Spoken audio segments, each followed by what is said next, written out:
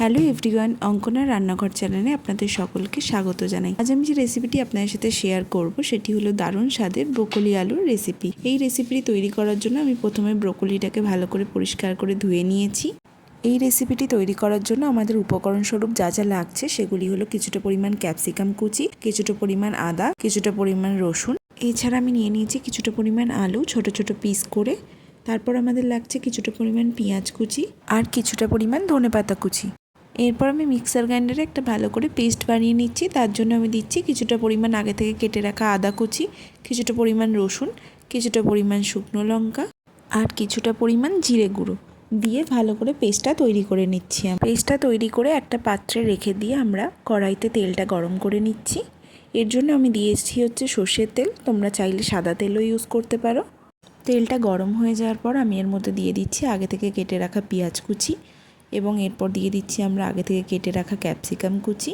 পেঁয়াজ আর ক্যাপসিকামটা ভাজা হতে হতেই আমি দিয়ে দেবো যে পেস্টটা তৈরি করে রাখলাম সেটা। এরপর গ্যাসের ফ্লেমটি লো করে মশলাটা ভালো করে ভেজে নিচ্ছি 5 মিনিট ধরে। তোমরা দেখতেই পাচ্ছ মশলাটা বেশ ভালো করে ভাজা হয়ে গেছে। এরপর আমি দিয়ে নিচ্ছি পরিমাণ মতো নুন।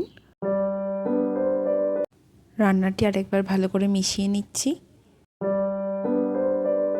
এরপর আমি রান্নাটির মধ্যে অ্যাড করছি পরিমাণ মতো হলুদ গুঁড়ো। এরপর মশলাটা ভালো করে কষিয়ে রান্নাটা করে নিচ্ছি 5 মিনিট ধরে। মশলাটা যতক্ষণ না ভালো করে ড্রাই হচ্ছে এবং তেল ছাড়ছে ততক্ষণ কষিয়ে যাব। তোমরা দেখতেই পাচ্ছ মশলাটা থেকে তেল ছেড়ে গেছে এবং কত সুন্দর কালার চলে এসেছে। এরপর আমি এর মধ্যে দিয়ে নিচ্ছি আগে থেকে কেটে রাখা আলু কুচিগুলো এবং ভালো করে মিশিয়ে নিচ্ছি। এরপর গ্যাসের ফ্লেমটি হাইতে দিয়ে ভালো করে নাড়াচাড়া করে রান্নাটা করে নেব। গ্যাসের ফ্লেমটা হাইতে রেখে 5 মিনিট ধরে রান্না করার পর দেখবে এত সুন্দর কালার চলে এসছে, খুব সুন্দর গন্ধও ছাড়বে। তখন তোমরা আগে থেকে কেটে রাখা ব্রোকলিগুলো এর মধ্যে অ্যাড করে নেবে। এরপর আমরা গ্যাসের ফ্লেমটি একদম লোতে রেখে ব্রোকলিটা ভালো করে কষিয়ে নেব। এরপর রান্নাটার মধ্যে অ্যাড করে নিচ্ছি আগে থেকে কেটে রাখা টমেটো কুচি। ভালো করে মিশিয়ে 2 মিনিট ধরে রান্নাটা ভালো করে নেব। এরপর গ্যাসের ফ্লেমটি একদম লোতে রেখে চাপা কড়ায় 2 মিনিট ধরে রান্নাটি করে নেব। 2 মিনিট পর ঢাকনাটি খুলে নিলাম। তোমরা দেখতেই পাচ্ছ ব্রোকলি আলু সব কিছু 70% মতো সেদ্ধ হয়ে গেছে।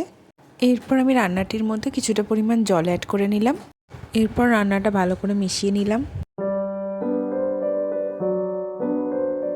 এরপর আমি রান্নাটির মধ্যে মিশিয়ে নিলাম কিছুটা পরিমাণ গরম মশলা। তারপর ভালো করে মিশিয়ে নিলাম। এরপর আমি রান্নাটির মধ্যে কিছুটা পরিমাণ টমেটো সস দিয়ে নিচ্ছি। তোমরা চাইলে এটা স্কিপও করতে পারো।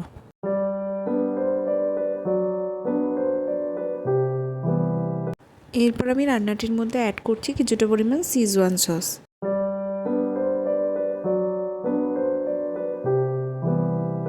এরপর রান্নাটির মধ্যে দিয়ে দিচ্ছি কিছুটা পরিমাণ আগে থেকে কেটে রাখা ধনেপাতা কুচি।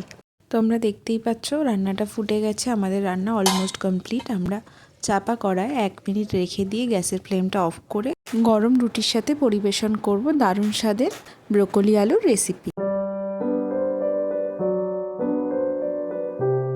Thank you for watching.